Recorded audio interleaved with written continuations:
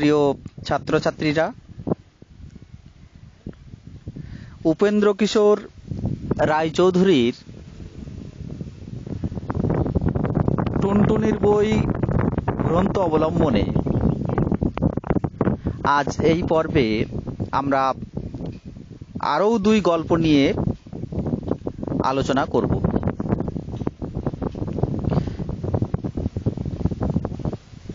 গল্প দুটি হলো, প্রথমত বাঘের পালকি চড়া এবং দ্বিতীয় গল্প হলো বাঘ বর। এই 2 গল্প অবলম্বনে আজকের আলোচনা থাকবে।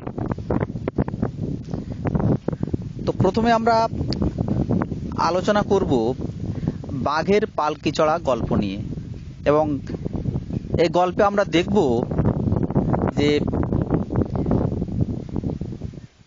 এক দুষ্ট শিয়ালের বুদ্ধিতে বাঘ কিভাবে জব্দ হয়েছে, নাজেহাল হয়েছে।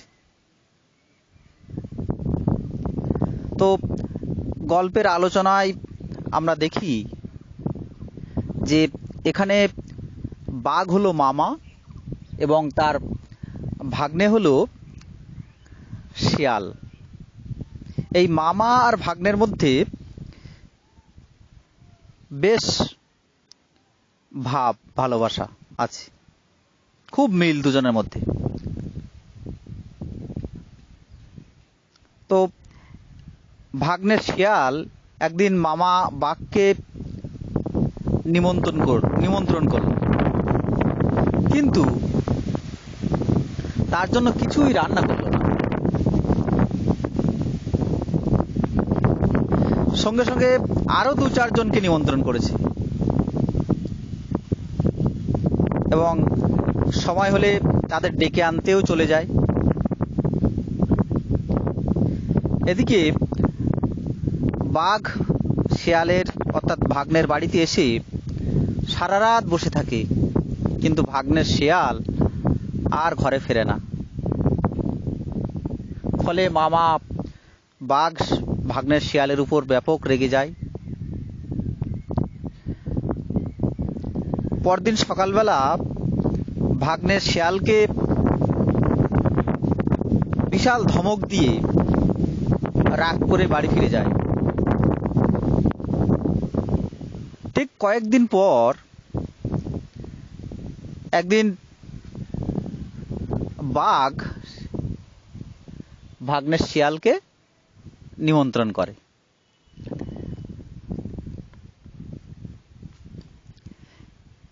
এবং সময় মতো ভাগ্নে উপস্থিত হলে মামা বাঘের বাড়িতে শিয়ালকে বেশ মস্ত মস্ত মোটা মোটা লোহার মতো সব হাড় খেতে দেওয়া হয়।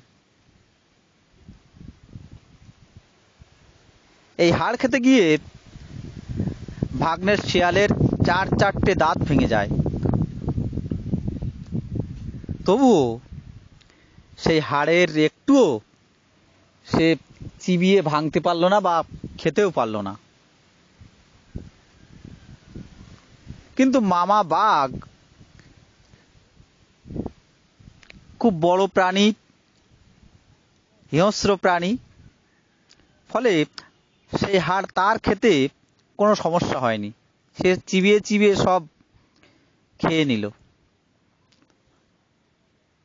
এইভাবে বাঘ ভাগ্নের শিয়ালের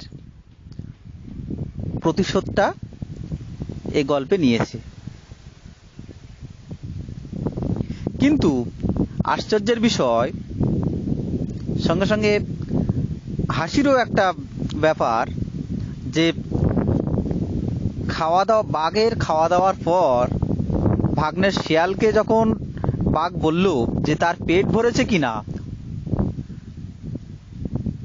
তখন শিয়াল হাসতে হাসতে মামাকে বলল,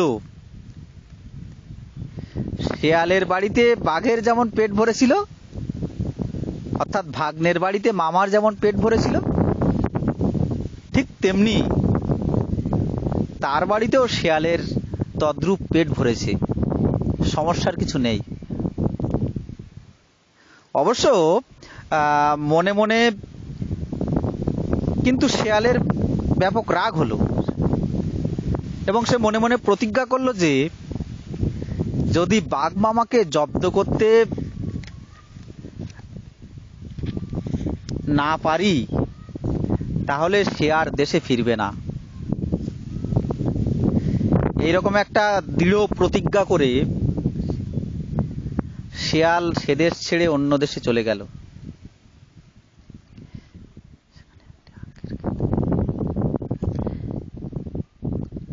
এদিকে সেখানে গিয়ে দেখে যে একটা বড় আখের ক্ষেত,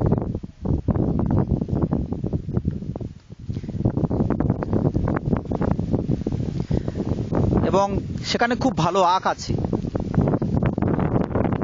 কিন্তু শেয়াল সে আখ খেতে পারত না, শুধুমাত্র ভেঙে ভেঙে রেখে দিত। এই ভাঙা আখ দেখে সকালে চাষিরা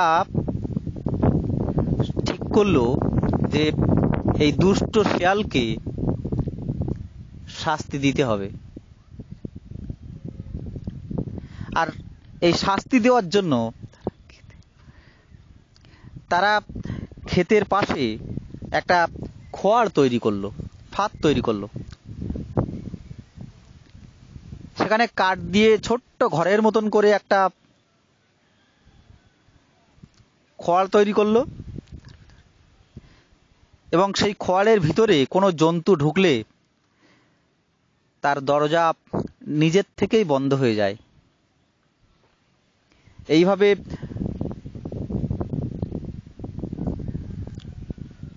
কোনো জন্তু খোয়াড়ে আটকে পড়ে সাধারণত।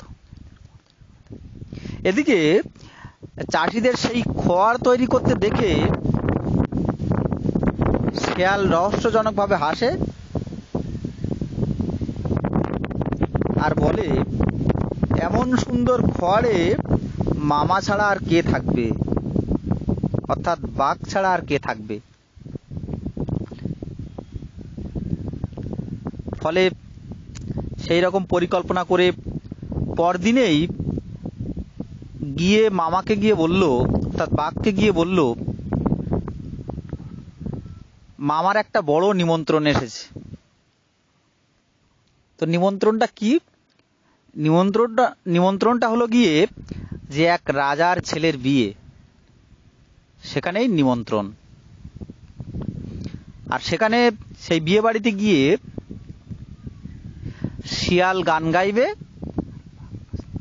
আর মামা বাঘ বাজনা বাজাবে, এবং খাওয়ার দাওয়ার আয়োজন সেখানে প্রচুর। কি খাবে সেখানে? এই জন্য সেই রাজা নাকি তাদের নিয়ে যাওয়ার জন্য পালকি পাঠিয়েছে। এ কথা শুনে বাঘ বলল, এমন নিমন্ত্রণ তো ছাড়া যায় না ভাগ্নে। আবার সেই সঙ্গে তারা নাকি পালকি পাঠিয়েছে বলে কথা। ভাগ্নের শিয়াল বলল, পালকি তারা পাঠিয়েছে, তবে সে পালকি নয়। এমন পালকিতে মামা তুমি কখনো চড়নি। এইভাবে কথাবার্তা বলে দুজনে আখের ক্ষেতের ধারে এলো, যেখানে চাষিরা খোয়াড় বানিয়ে রেখেছিল। কিন্তু বাঘের সেই পালকি দেখে একটু সন্দেহ হলো, এবং ভাগ্নেকে জিজ্ঞেস করলো, খালি পালকি পাঠিয়েছে, ওই পালকি বাহকদের দেখতে পাচ্ছে না কেন? ওই পালকির বাহকরা কোথায় গেল?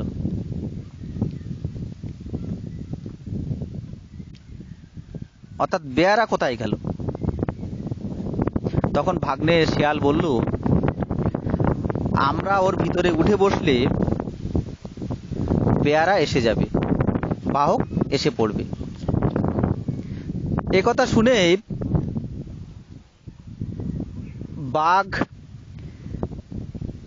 অর্থাৎ মামা যেই খড়ের ভিতরে ঢুকেছে আর অমনি ধড়াস করে তার দরজা আপনা আপনি বন্ধ হয়ে গেল।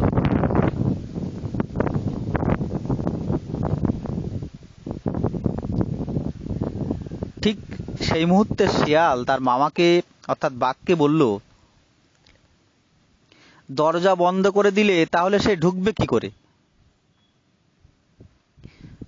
বাঘ বলল, শিয়ালের ঢুকে আর কাজ নেই, এবারের নিমন্ত্রণটা আমি একাই খাবো।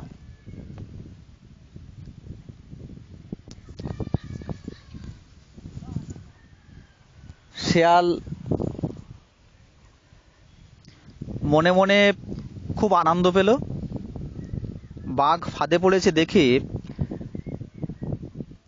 শিয়াল আনন্দে হাসতে হাসতে তার নিজের দেশে ফিরে গেল। এদিকে চাষিরা দেখল তাদের পাতা খোয়াড়ে অর্থাৎ ফাঁদে এক বিশাল আকার বাঘ পড়েছে, এবং যা দেখে তার চাষিরা খুব খুশি হলো, আনন্দিত হলো। এবারে এই বাঘকে মারার জন্য তারা বল্লম, খন্তা, সব আধুনিক সব অস্ত্র নিয়ে এলো, এবং চাষিরা সকলে মিলে বাঘকে মেরে ফেলল।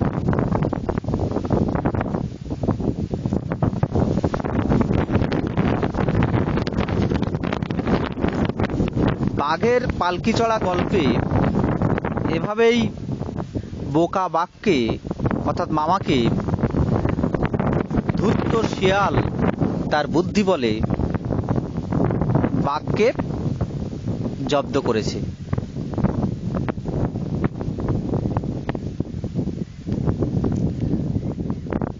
সুতরাং এই গল্প থেকে আমরা সহজেই পেয়ে যাই যে শিয়ালের বুদ্ধিতে বাঘ কিভাবে ধরা পড়েছে এবং জব্দ হয়েছে।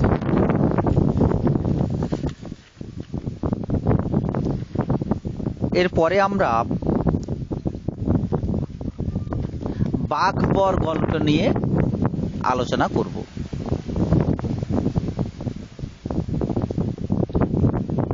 বাঘবর গল্পে দেখা যায় যে একটা গ্রামে এক গরিব ব্রাহ্মণ থাকতেন।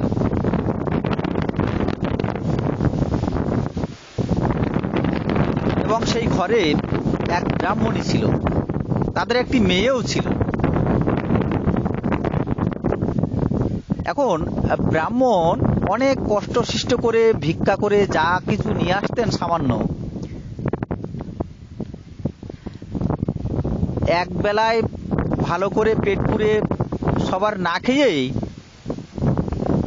ফুরিয়ে যেত, অর্থাৎ কোনো রকমে এক বেলাটা চলতো।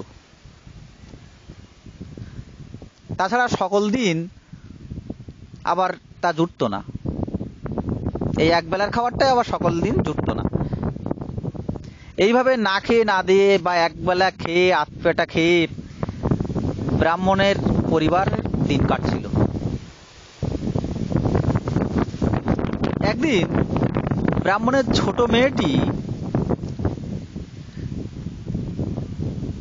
পাশের বাড়িতে বেড়াতে গিয়েছিল,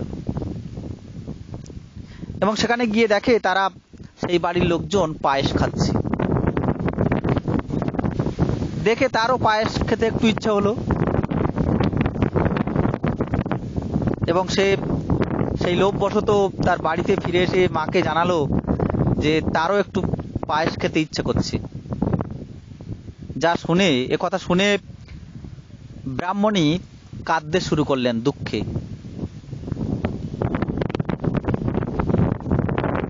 দুঃখ তিনি এই কারণে পেয়েছেন যে এক বেলা ভালো করে ভাতই জোটে না,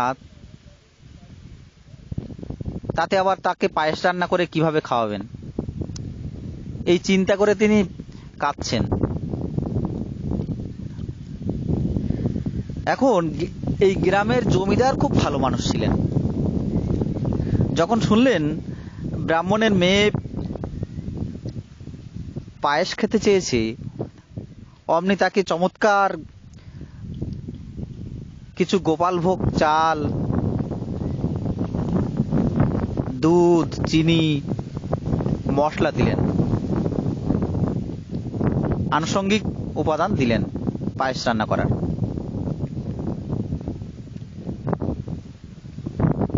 এবং তা দিয়ে ব্রাহ্মণী খুব সুন্দর পায়েস রান্না করলো। এদিকে এক কাক ব্রাহ্মণীর রান্না করা পায়েসের গন্ধ পেয়ে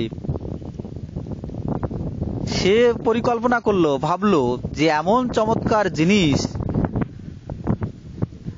একটু না খেয়ে দেখলে চলবে না, খেতেই হবে। এদিকে ব্রাহ্মণ ও তার মেয়ে দুজনেই প্রায় শেষ করে ফেললেন। ব্রাহ্মণীর খাওয়া যখন শেষ হলো, তখন তাদের খাওয়ার পাত্রে পায়েসের এতটুকু পর্যন্ত থাকলো না। কিন্তু কাক দীর্ঘ অপেক্ষা করে থেকেও এই সুন্দর সুগন্ধি পায়েস সে একটুও পেল না, এবং এই না পেয়ে সে বড্ড রেগে গেলেন এবং সে প্রতিহিংসা পরায়ণ হয়ে উঠলেন।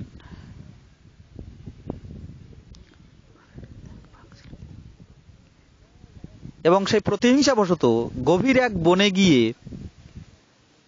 সেই বনের এক বাঘ ছিল, তাকে গিয়ে বলল যে সে খুব সুন্দর বর এবং তার সঙ্গে যদি ব্রাহ্মণের মেয়েটির বিয়ে হয় তাহলে খুব ভালো হয়।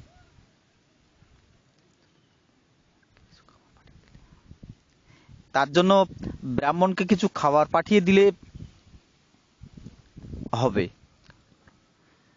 এদিকে কাকের এই পরামর্শ মতো বাঘ নিজের বাড়িতে লেবু পাঠাতে শুরু করে। কাক ব্রাহ্মণের বাড়ি লেবু দিয়ে আসে। লেবু খেয়ে তারা খুশি হয়, আশ্বস্ত হয়।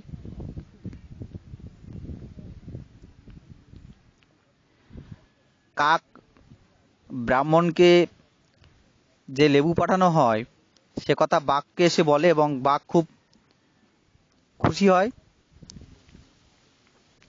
ব্রাহ্মণরাও বেশ খুশি। ঠিক এইভাবে কয়েকদিন লেবু পাঠালে ব্রাহ্মণরা ঠিক করে যে বাঘের সঙ্গে তাদের মেয়ের বিয়ে দেবে। এ কথা শুনে বাঘ আহ্লাদে আনন্দে মাটিতে গড়াগড়ি দিতে থাকে।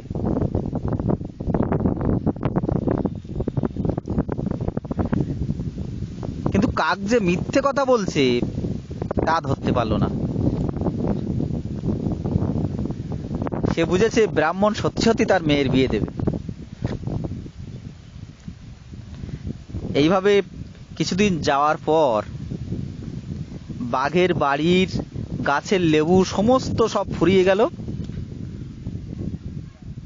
অবশেষে বাঘ বলল, কই, ব্রাহ্মণরা তো তার সঙ্গে মেয়ের বিয়ে দিল না। কাক ঠিক সেই সময় বাঘের এই কথা শুনে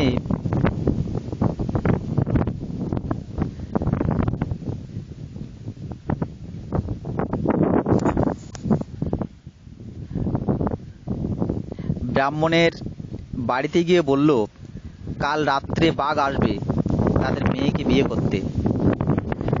যদি বিয়ে না দেয় তাহলে সকলকে চিবিয়ে খাবে। একথা শুনে ব্রাহ্মণ এবং ব্রাহ্মণী দুজনে বুক চাপড়াতে চাপড়াতে কাঁদতে থাকেন এবং তারা এক ভয়ঙ্কর বিপদে পড়ল। ব্রাহ্মণ ব্রাহ্মণীর পরিবারের সংসারের কান্না শুনে, বিপদের আওয়াজ পেয়ে কান্না শুনে গ্রামের সমস্ত লোক তাদের বাড়িতে এসে হাজির হলো এবং পাড়া প্রতিবেশীরা সমস্ত ঘটনা জানার পর তারা বলল তাদের কোনো ভয় নেই, তারা সব ঠিক করে দেবে, কোনো রকম সমস্যা হবে না। একথা বলে তারা বাঘের কাছে খবর পাঠিয়ে দিল। বাঘ যেন কাল সকালে পোশাক পরে আসেন।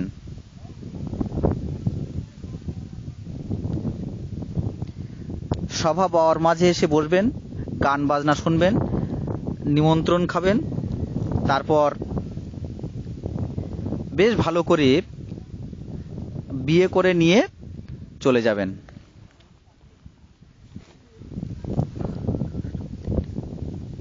এদিকে গ্রামবাসীরা সব বুদ্ধি খাটিয়ে ব্রাহ্মণের বাড়ির উঠানে 300 মতো উনুন কেটে তাতে 300 হাঁড়িতে তেল চড়ালো এবং কুয়োর উপর চমৎকার করে বিছানা করে রাখলো। বর বসার জন্য বেশ ভালো করে জায়গা করে রাখলো, যাতে বাঘ বর এসে সেখানে বসলেই বিশাল কুয়োর ভিতরে পড়ে যায়। এইরকম ফাঁদ তৈরি করে তারা ঢাক বাজিয়ে খুব শোরগোল একটা বিয়ের উৎসবের মতো আয়োজন করতে থাকে। এদিকে বাঘ এই শোরগোল বা উৎসবের আনন্দের বাদ্যি বাজনা শুনে ভাবলো ব্রাহ্মণ সত্যি সত্যি বিয়ের আয়োজন করেছে। বাঘ তখন জামা জোড়া পরে পাগড়ি এঁটে একেবারে বিয়ের সাজ সেজে, বর সেজে নাচতে নাচতে সেই ব্রাহ্মণের বাড়িতে উপস্থিত হলো।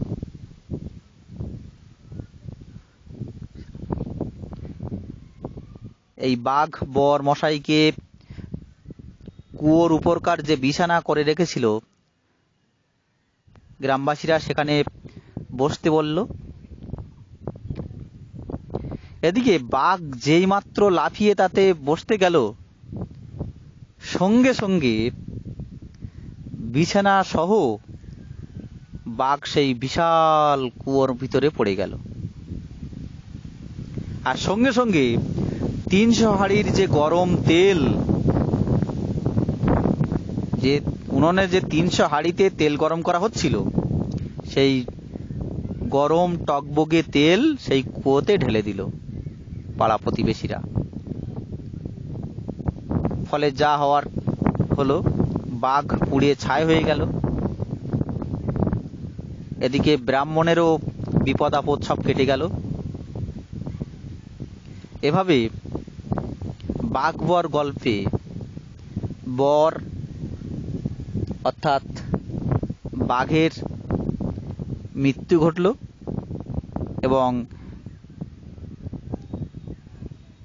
পাড়া প্রতিবেশী বা গ্রামবাসীদের বুদ্ধিতে ব্রাহ্মণ তার এক মহা বিপদ থেকে উদ্ধার পেল। আজকের আলোচনা এ পর্যন্তই।